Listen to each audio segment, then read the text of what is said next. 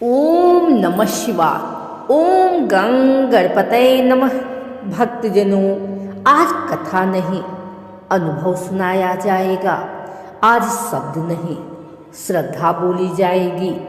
आज हम उस देवता की कथा सुनेंगे जिनका स्मरण करते ही विघ्न पीछे हट जाते हैं, बुद्धि जागृत हो जाती है और भाग्य स्वयं द्वार पर आकर खड़ा होता है। मैं बात कर रही हूँ प्रथम पूज्य करुणानिधान विघ्नहर्ता भगवान श्री गणेश जी की। लेकिन आज की कथा केवल गणेश जी की नहीं है।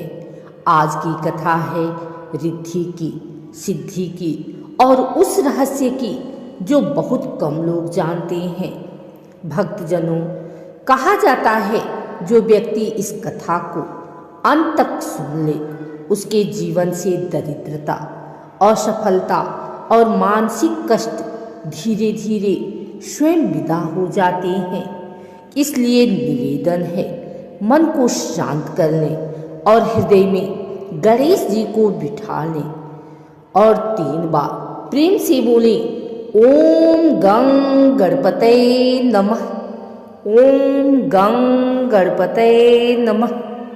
ओम गं गणपतये नमः। अब आइए कथा का शुभारंभ करते हैं। भक्तजनों, यह कथा उस समय की है जब सृष्टि अपने प्रारंभिक चरण में थी। देवता, ऋषि, गंधर्व, यक्ष सब अपने अपने कार्य में लगे हुए थे। परंतु एक समस्या थी। हर शुभ कार्य से पहले कभी न कभी कोई न कोई विघ्न उत्पन्न हो जाता था। कभी यज्ञ अधूरा रह जाता, कभी मंत्र भंग हो जाते, कभी निर्णय गलत दिशा में चले जाते। देवता चिंतित थे। वे ब्रह्मा जी के पास गए और बोले, प्रभु, सृष्टि का कार्य रुक रुक कर हो रहा है। कोई ऐसा होना चाहिए जो विघ्नों का नाश करे। तभी आकाश में दिव्य प्रकाश हुआ। शिवलोक से बाल गणेश प्रकट हुए। ब्रह्मा जी, विष्णु जी और सभी देवताओं ने उन्हें प्रणाम किया। भगवान शिव बोले, यह मेरा पुत्र गणेश है। यह बुद्धि, विवेक और मंगल का प्रतीक है। आज से कोई भी कार्य इसके पूजन के बिना पूर्ण नहीं होगा। यहीं से गणेश जी बने प्रथम पूज्य। भक्तजनों, अब कथा में प्रवेश करती हैं 2 दिव्य शक्तियाँ। रिद्धि जो देती हैं धन, वैभव, ऐश्वर्य, सांसारिक सुख। सिद्धि जो देती हैं ज्ञान, सफलता, निर्णय शक्ति, आत्मिक उन्नति। ये दोनों शक्तियाँ देवताओं की भी आराध्य थी। एक दिन रिद्धि और सिद्धि भगवान शिव के पास आई और बोली, प्रभु, हम ऐसी सेवा चाहते हैं जहाँ हमारा सही उपयोग हो। भगवान शिव मुस्कुराए और बोले, तुम दोनों गणेश के पास जाओ। जहाँ गणेश होंगे वही तुम्हारा पूर्ण स्वरूप खिलेगा। जब रिद्धि और सिद्धि गणेश जी के पास पहुंची तो उन्होंने देखा गणेश जी ध्यान में लीन हैं, आंखें बंद, मुख पर शांत मुस्कान। रिद्धि ने सोचा, मैं धन दूंगी, देखती हूँ क्या ये प्रभावित होते हैं। सिद्धि ने सोचा, मैं ज्ञान दूंगी, देखती हूँ क्या इनका ध्यान टूटता है। लेकिन गणेश जी का ध्यान नहीं टूटा। गणेश जी ने आंखें खोली और बोले, रिद्धि, धन तभी सार्थक है जब वह धर्म के साथ हो।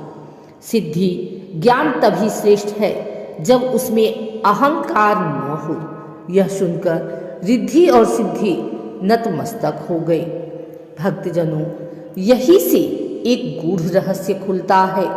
गणेश जी बोले, यदि तुम दोनों मेरे साथ रहना चाहती हो तो सदा सेवा और संतुलन में रहना होगा।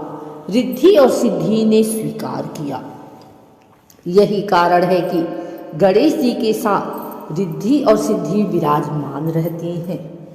कहा जाता है जो व्यक्ति गणेश जी की पूजा रिद्धि सिद्धि सहित करता है, उसके घर में धन टिकता है, बुद्धि सही निर्णय लेती है, सफलता अस्थायी होती है।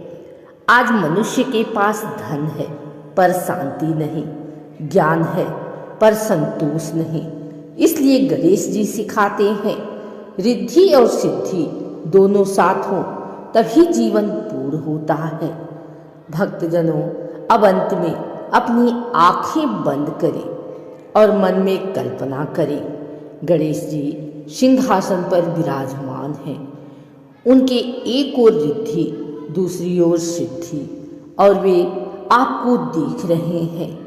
मन ही मन प्रार्थना करें, हे गणनायक, मेरे जीवन में धन भी दो और सही बुद्धि भी दो। अब सभी भक्त मिलकर बोलें, जय श्री गणेश, रिद्धि सिद्धि पति गणपति की जय, विघ्नहर्ता मंगल मूर्ति की जय। जो इस कथा को श्रद्धा से सुनता या सुनाता है, उसके जीवन में निश्चय ही गणेश कृपा होती है। इसी मंगल भावना के साथ कथा पूर्ण होती है।